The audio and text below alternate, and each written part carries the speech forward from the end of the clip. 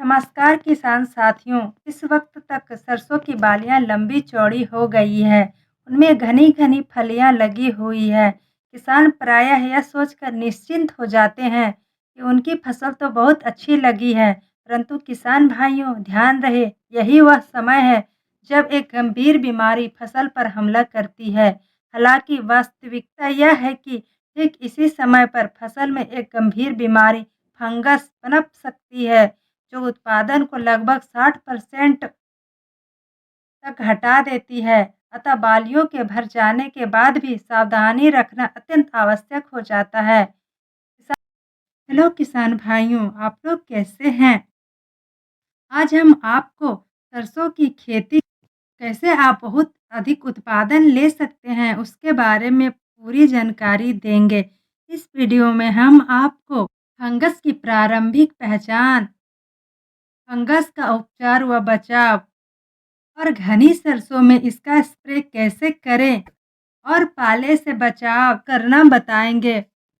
और सरसों में सल्फर का महत्व क्या होता है, उसके बारे में भी जानकारी देंगे। फसल में पोषक तत्वों का स्प्रे करना क्यों जरूरी होता है और 05234 एनपीके फर्टिलाइजर का महत्व क्या है, यह पूरी जानकारी हम आपको इस वीडियो के देंगे। तो आप वीडियो के अंत तक बने रहिएगा। और अभी तक आपने मेरे चैनल को सब्सक्राइब नहीं किया है तो आप मेरे चैनल को जरूर सब्सक्राइब कर लें। दोस्तों, कई खेतों में सरसों की फलियां लंबी व घनी नजर आती है, जिससे किसान भ्रम में पड़ जाते हैं कि अब फसल में कोई खतरा नहीं है। कुछ किसान भाई तो खेत के बाहरी क्षेत्र का ही मुआयना कर संतुष्ट हो जाते हैं और यह मान लेते हैं कि पूरी फसल स्वस्थ है। हालांकि खेत के बीचों बीच नमी अधिक होने या धूप की कमी होने पर फंगस तेजी से फैलता है और यदि समय पर जांच न की जाए तो यह धीरे धीरे पूरे खेत में फैलकर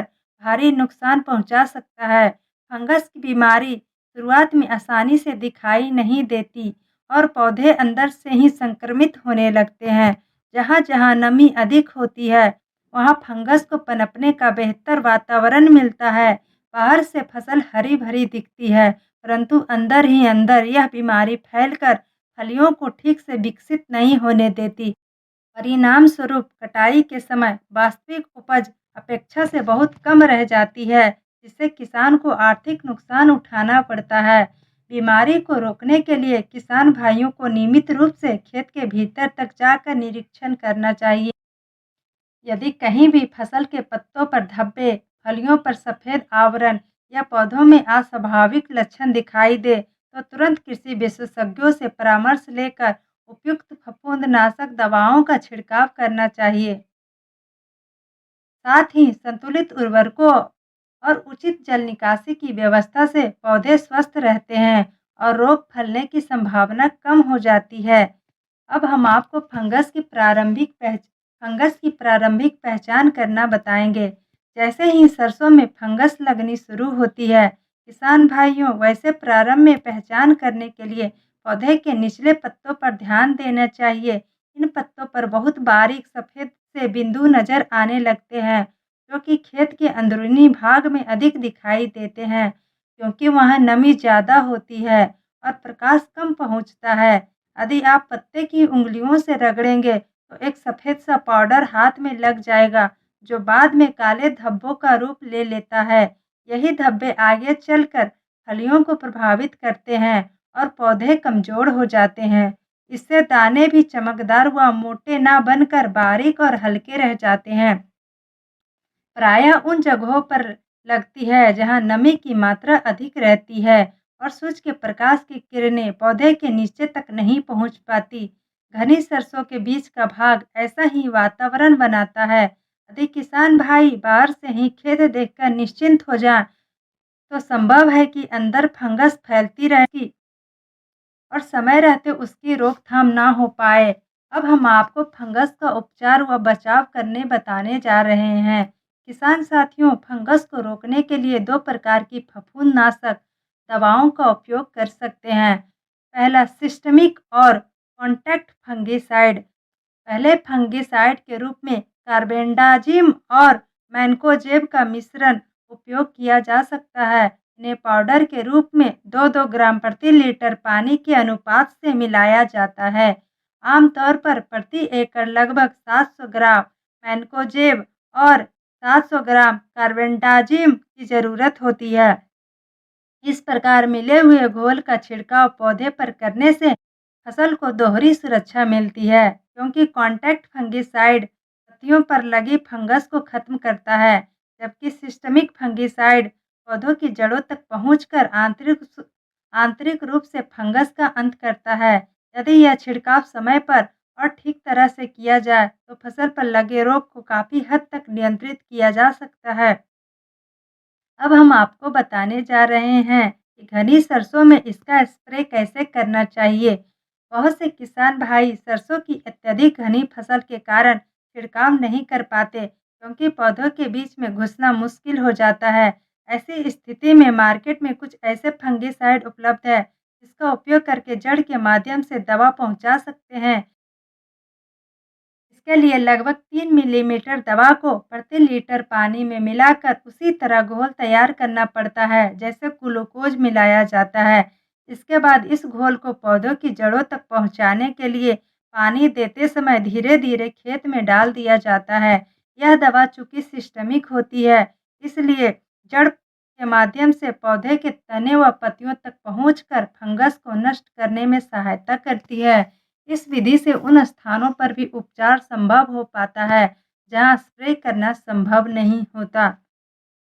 अब हम आपको बताने जा रहे हैं कि सरसों को पाले से बचाव करने के लिए क्या करना चाहिए। कई क्षेत्रों में अत्यधिक ठंड के कारण पाला पड़ने से सरसों की फसल प्रभावित होती है। इससे भी उत्पादन कम हो सकता है। पाले से बचाव के लिए आखिरी पानी देते समय सल्फर का उपयोग करना लाभकारी होता है, क्योंकि सल्फर फसल को अतिरिक्त गर्माहट प्रदान करती है। इससे न केवल पौधों को ठंड से सुरक्षा मिलती है, बल्कि तेल की मात्रा बढ़ने जैसी अन्य कई बेहतरी भी होती है। अब हम आपको बताने जा रहे हैं कि सल्फर का क्या महत्व है। सल्फर का प्रयोग करने से फसल में कई लाभ देखने को मिलते हैं। सबसे पहले यह पौधों को गर्माहट देकर पाले से बचाती है। दूसरा, इससे तेल की मात्रा में वृद्धि होती है, जो सरसों की गुणवत्ता को बेहतर बनाती है। तीसरा, सल्फर का नियमित उपयोग फंगस जैसी बीमारियों से भी बचाव करता है, क्योंकि इससे पौधों की रोग प्रतिरोधक क्षमता बढ़ती है। अतः किसान भाइयों को सलाह दी जाती है कि वे सरसों के विकास के महत्वपूर्ण चरणों में सल्फर का प्रयोग जरूर करें। कई किसान भाई यह बड़ी गलती कर बैठते हैं कि सरसों पहले ही घनी होने पर भी उसमें अतिरिक्त पानी चला देते हैं, जबकि इस समय पौधों में नमी पहले से ही पर्याप्त होती है। दरअसल ज़्यादा नमी फंगस को पनपने का आदर्श वातावरण देती है, खासकर वहाँ जहाँ सूरज की किरणें नहीं पहुँच पाती। बार बार पानी देने से न सिर्फ फसल में अनावश्यक नमी बढ़ती है, बल्कि फंगस के प्रसार की संभावना भी तेज हो जाती है। जो किसान भाई मध्य प्रदेश की काली मिट्टी में खेती करते हैं, उन्हें विशेष ध्यान रखना चाहिए। यदि वे स्प्रिंकल सिस्टम से पानी देते हैं तो 1.5-2 घंटे बाद ही हल्का पानी ही पर्याप्त रहता है। अब हम आपको बताने जा रहे हैं कि फसल में पोषक तत्वों का स्प्रे क्यों करना जरूरी है। कुछ किसान भाइयों के खेतों में सरसों की फलियां बनने के साथ साथ फूल भी आ रहे होते हैं।